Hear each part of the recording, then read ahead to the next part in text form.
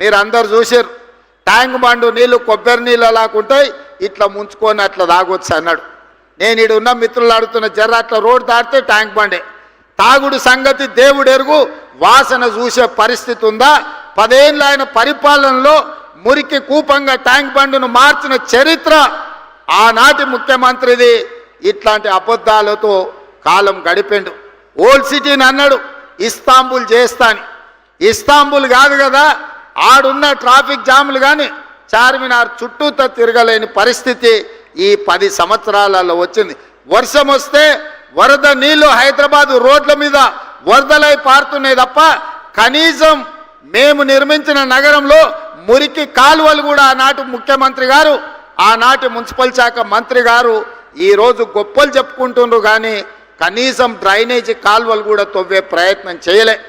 ఇవాళ tank bund మీదనో లేకపోతే శిల్పారామం దగ్గర వారు సెల్ఫీలు దిగుతున్నారు. వారు సెల్ఫీలు దిగి సెల్ఫ్ డబ్బా కొట్టుకునే శిల్పారామం కూడా ఆనాడు కాంగ్రెస్ పార్టీని అభివృద్ధి చేసింది, వారు మర్చిపోయినట్టున్నారు. వారు అప్పుడప్పుడు ట్విట్టర్లో పెట్టి హైటెక్ సిటీ ఆనాడు మనం చేసిందే.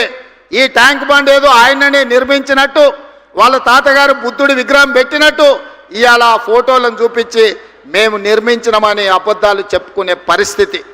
ఏది ఏమైనా ఆనాడు 10 సంవత్సరాలు 20 లక్షల కోట్ల రూపాయలు ఖర్చు పెట్టినా ఈ నగరానికి కావాల్సిన శాశ్వతమైన అభివృద్ధిని గత 10 సంవత్సరాలు పరిపాలనలో ఉన్నవాళ్ళు చెయ్యలేదు. మరి ఈరోజు నేను మిమ్మల్ని అడుగుతున్న మిత్రులారా, టీవీలలో మనం చూస్తున్నాం, ఢిల్లీలో కాలుష్యం పెరిగిపోయింది, మనుషులు బతకలేని పరిస్థితి, ప్రజల్ని ఇళ్లలో నుంచి బయటికి రావద్దంటారు. ఢిల్లీలో పాఠశాలలకు సెలవులు ఇచ్చిండ్రు. అక్కడ ఉన్నోళ్ళు ఆరోగ్యం కాపాడుకోవాలంటే ఇతర నగరాలకి వలస బొమ్మని అక్కడ ఉన్న వాళ్ళు చెప్తున్నారు. స్పష్టంగా ఢిల్లీ నగరం ఈనాడు నివసించడానికి ఉపయోగపడే నగరంగా లేదు. ఢిల్లీ నగర వాసులు ఇతర ప్రాంతాలకు వలస బొమ్మంటున్నారు. ముంబై నగరాన్ని తీసుకుంటే